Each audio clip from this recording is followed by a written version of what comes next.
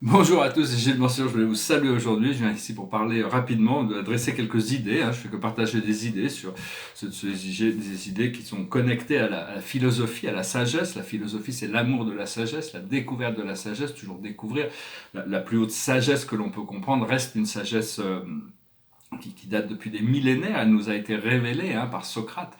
Je suis sûr d'une seule chose, c'est que je ne sais pas. Au plus on sait qu'on ne sait pas, au plus on est proche de la vérité, de toute manière. Et donc c'est le premier point essentiel de sagesse. Il faut se rappeler ça, il faut savoir ça, il faut comprendre ça, il faut connaître ça, il faut savoir que plus on sait qu'on ne sait pas, au plus la vérité peut se révéler à nous, dans notre esprit. Savoir que il y a toute une accélération depuis le début depuis 2012, il y a eu une accélération. Et donc on continue ça de toute manière, on est tous sur la voie, on est tous sur le chemin, on ne peut plus arrêter cette ascension, cette évolution. L'idée, c'est d'avoir cette dévotion. Tous ceux qui ont la dévotion par rapport à leur divinité intérieure vont pouvoir ascensionner. Il y en a qui luttent contre cette ascension. On ne pourra pas les sauver, ceux-là. Ceux qui luttent contre la lumière, ceux qui ont besoin de ce pouvoir personnel contre la vie, contre la planète, contre l'écologie, contre le bien-être de la communauté, de la société. C'est leur responsabilité, leur choix. En trouvant cette dévotion à notre divinité intérieure, on est guidé et ça permet d'avoir des connexions d'âme plus fortes. Je prends des notes parce que j'ai besoin de garder coordonnées les informations que je donne dans la vidéo anglaise et française, sinon bientôt je vais changer mon modèle. Savoir que découvrir l'âme, c'est découvrir la divinité. Notre âme est un être éternel et divin, extraordinairement beau. Qui que l'on soit, de toute manière, notre âme, notre être originel est pur, divin, magnifique, connecté à la source éternellement. Il y a des plans d'évolution qui conditionnent notre réalité terrestre. Et c'est depuis l'âme qu'il faut arriver à intégrer ces fréquences pour arriver à s'aligner avec nos plans de vie, pour fluidifier notre vie. Et on n'a plus besoin de rechercher Dieu, rechercher la spiritualité. On sait qu'elle est partout de toute manière, et nous sommes ça. De toute manière, on ne peut pas un et tout est un. De toute manière, ça a toujours été comme ça. C'est juste qu'on commence à se rappeler, se souvenir, se connecter avec cette connaissance. La plus importante découverte scientifique qu'on va faire, c'est la découverte du grand portail, la découverte de l'âme humaine. On ne connaît pas ça, on croit que la mort est terminale, alors que la mort n'est qu'un passage. Et tout ça, on va réaliser scientifiquement, on va trouver des preuves scientifiques qui vont nous permettre d'avancer dans l'échelle de conscience. Et je sais que je ne suis pas très très loin de l'acquisition de certains pouvoirs à l'intérieur de moi. Bon, c'est clair qu'on a tous travaillé sans arrêt pour l'ascension. On travaille. Donc il faut arriver à apprendre à se relaxer, trouver des pauses, trouver cette harmonie, cette balance. On est le portail de l'équinoxe. Faut essayer de se relaxer parce que même quand on dort, on travaille activement. Des fois, on peut dormir des nuits tout entières et se réveiller épuisé parce qu'on a fait énormément de travail. Notre corps physique s'est relaxé, mais donc il faut apprendre à souffler. Il faut essayer de prendre des vacances le plus possible. J'espère bientôt là que ça va arriver de toute manière. Il faut apprendre à se relaxer le plus naturellement possible, pas se relaxer. Il n'y a pas de jugement sur ces choses, mais quand même de continuer dans ce système de purification. Savoir qu'il y a énormément de choses qui se passent et qui se sont passées dans le monde invisible. On n'est pas conscient, nous, sur Terre, des victoires de la lumière qui se sont passées dans les plans astraux. Mais les choses avancent naturellement. Et il y a la seule destination, c'est l'amour et l'unité. Il n'y a pas d'autre destination. Je vais tirer quelques cartes pour voir.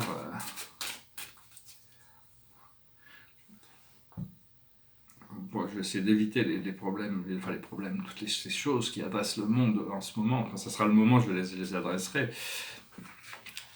Alors, c'est des belles cartes. Wow. La plus haute sagesse pour nous jouer, c'est le 9 de Raphaël. C'est la carte du rêve qui devient réalité. C'est-à-dire, faites un vœu. Le rêve devient réalité. Une période heureuse de votre vie. Alors ici, c'est Raphaël, il est comme un génie, un chien sur la plage avec lui. C'est une plage, la plage de Pensacola en Floride, une plage de sable blanc, une plage du Sud-Pacifique, ou de Caraïbes, je sais pas. Disons que ça nous montre le pouvoir de la magie, arrive à avoir confiance qu'en demandant à l'univers, les choses arrivent miraculeusement. Avec cette période, on finit une période difficile, maintenant on va rentrer dans une période agréable. Donc c'est la sagesse qui nous dit ça. Ce que l'on doit comprendre, c'est l'as de Michael. Une idée merveilleuse vient de germer. Ne vous laissez pas arrêter par les chaos du chemin. Élucider tout problème de communication. Donc c'est bien d'être clair dans notre communication le plus possible, arriver à exprimer nos émotions et être réceptif aussi, être à l'écoute, hein, parce qu'on n'a qu'une seule bouche, mais on a deux oreilles, donc il faut être à l'écoute et ralentir un petit peu. Bon, c'est sûr qu'il est connu que les hommes parlent moins que les femmes. Une femme en moyenne parle 20 000 mots par jour, un homme en parle 7 000, hein, c'est à peu près ce qui est. Mais donc il faut que les hommes apprennent à écouter les femmes, de manière, c'est important, ce que les femmes ont à dire. C'est important parce que on revient sur le pouvoir du divin féminin, hein, il y a plus de sagesse, comme les enfants ont énormément de sagesse à nous apprendre aussi, parce qu'ils arrivent avec des nouvelles fréquences. Ce que l'on doit faire, c'est la force, l'archange Ariel, force et grâce exprimée au travers de la gentillesse, confiance en soi, pardon. Donc c'est la carte du lion, hein, c'est la puissance de l'amour, la noblesse de l'amour, de la gentillesse, de la douceur. Et l'aboutissant, ça reste une carte merveilleuse aussi, c'est le 9 de Raphaël, 9 d'Ariel, pardon. Vos rêves se réalisent, on n'a rien sans rien. Aimez les belles choses qu'offre la vie. C'est-à-dire que tout ce que l'on donne, on le reçoit, on n'a rien sans rien. Il faut quand même contribuer à la création de notre réalité. Mais à un moment donné, on a contribué énergétiquement et les choses se manifestent naturellement. Et apprécier toutes les belles choses que la vie, plutôt que de passer du temps à critiquer la vie pour toutes ses imperfections dans ce moment de transition, il y en a énormément. C'est passer plus de temps dans l'appréciation des choses que l'on apprécie, toutes ces choses où on peut avoir de la gratitude. C'est grâce à la gratitude et l'appréciation qu'on peut recevoir plus. Parce que tous les travailleurs de lumière on peut regarder l'humanité avec amour et compassion. Parce qu'on sait ce qu'on a fait de toute manière, l'humanité ne sait pas ce qu'on a fait pour eux, parce que tout ce travail qui a été fait ces dernières décennies par tous les gens qui travaillent dans le monde invisible, c'est ce qui a empêché cette autodestruction massive de la planète. Même s'il reste des choses à gérer, l'humanité, éventuellement, quand les voiles se tomberont, tous les travailleurs de lumière seront honorés pour le travail qu'ils ont fait, parce que notre travail est invisible en tant que travailleurs de lumière. On ne peut pas voir les causes et les effets des choses, et on ne fait pas les choses on fait les choses par bonté de toute manière, parce qu'on sent la nécessité de faire les choses. On ne le fait pas pour se voir reconnu pour ces choses, hein, de toute manière. Mais enfin bon, l'humanité ne sait pas ce que les travailleurs de lumière ont fait pour eux. Hein. Ils les ont sauvés de l'apocalypse quand même. Parce qu'au départ, la ligne temporelle, c'était une autodestruction totale, hein, du monde, hein, quand même. Maintenant, on n'est plus dans cette ligne temporelle. Je vous invite à appeler 3 déesses, hein, Artémis, Athéna et Aphrodite. C'est la déesse de la sagesse, la déesse de l'amour et la déesse de la nature, de la protection de la nature. C'est des déesses qui travaillent à travers les forces de l'astrologie, mais indépendamment des planètes avec lesquelles elles travaillent. Elles sont des êtres intelligents qui conditionnent notre réalité. Tous ces dieux sont des êtres vivants dans les plans supérieurs qui sont activement impliqués donc vous pouvez les appeler pour canaliser leur énergie. Elles éclaireront votre chemin, elles faciliteront votre voie de plus possible, hein, de toute manière, par rapport, parce qu'il y a la responsabilité qu'on doit quand même créer on a notre volonté individuelle, mais enfin, vous pouvez appeler régulièrement Athéna, Aphrodite et Artémis. Ce sont des êtres bienveillants qui peuvent nous entourer de elles font partie de la mer, de la mer, hein, ou Madame Marie aussi. C'est des maîtres ascensionnés très puissants qui ont toutes sortes de pouvoirs, qui sont connectés à leur divinité. Et grâce à ça, elles sont en assistance du monde terrestre pour retrouver l'équilibre entre le masculin et le féminin. Actuellement, on est dans ce portail de l'équinoxe. Alors je voulais dire, c'est bien d'avoir le plus important dans une garde-robe actuellement, c'est les chaussures. Il faut avoir des bonnes chaussures. Autant le bélier gère la tête, autant les poissons gèrent les pieds, parce qu'on doit marcher dans la lumière, on doit apprendre à marcher dans la lumière. Donc il faut se faire confortable avec nos chaussures de créateur, pas seulement des chaussures physiques, mais notre habilité à marcher dans la lumière. Savoir que ceux qui luttent contre ceux qui sont dans la 3e dimension et qui luttent contre l'ascension, il y en a plein, hein, il y en a beaucoup quand même qui sont contre l'ascension, ils ne pourront pas faire l'ascension et que leur fin soit rapide. Hein. Il faut avoir la miséricorde, on ne va pas leur laisser traîner comme ça, de continuer à accumuler du karma de plus en plus. À un moment donné, il y a un censeur qui est là, un censeur universel, c'est un être divin qui a été créé pour être le jugement de Dieu, hein, si nécessité, quand la nécessité, quand le moment on vient, le censeur parle et tout change.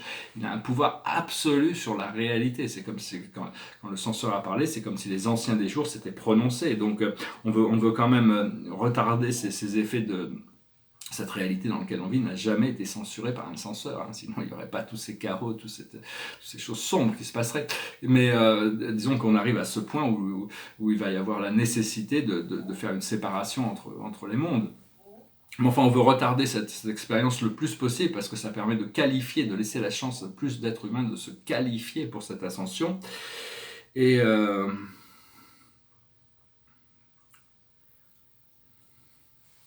donc il n'y a pas besoin d'emmener qui que ce soit sur nos épaules ou de tirer, même si de tirer le monde. Enfin, on est un peu comme une locomotive, en toute manière, c'est notre voie.